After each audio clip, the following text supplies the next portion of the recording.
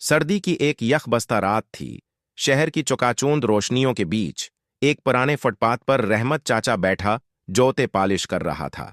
उसकी उम्र ढल चुकी थी, मगर हाथ अब भी मेहनत के आदी थे।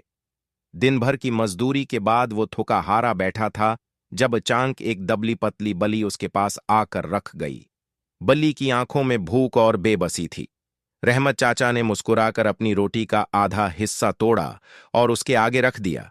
बल्ली ने आहिस्ता आहिस्ता खाना शुरू किया और जैसे जैसे वो खाती गई, इसकी आंखों में चमक आती गई। रहमत चाचा ने बल्ली को नरमी से सहलाया और बोला, तो भी मेरे जैसी है ना?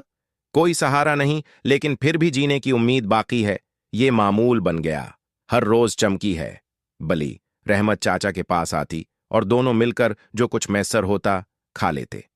मगर एक दिन दुकानदार अहमद ने गुस्से से कहा, ये बली यहां न रहे, वरना मैं तुम्हें भी भगा दूंगा। रहमत चाचा ने चमकी को देखा, जो सहमी हुई थी।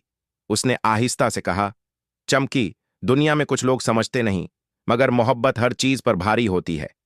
अगले दिन जब अहमद हुआ में उड़ा दुकान पर आया, तो एक हैरत अंगेज मंजर इसका मुंतजर था। एक अमीर खातून बली को प्यार कर रही थी और कह रही थी, यही वो बली है जिसे मैं कई दिनों से ढूंढ रही थी। ये मेरे मरहूम बेटे की आखिरी निशानी है। इसने रहमत चाचा को शकरगुजारी से देखा और इसकी मदद करने का वादा किया। वो दिन रहमत चाचा की किस्मत बदलने का दिन था। अब वो एक गर्म हुआ का दिन था। छत तले था और चमकी हमेशा के लिए उसके साथ थी। मोहब्बत कभी रायगा नहीं जाती, चाहे वो किसी इंसान से हो या किसी बेजबान जानवर से।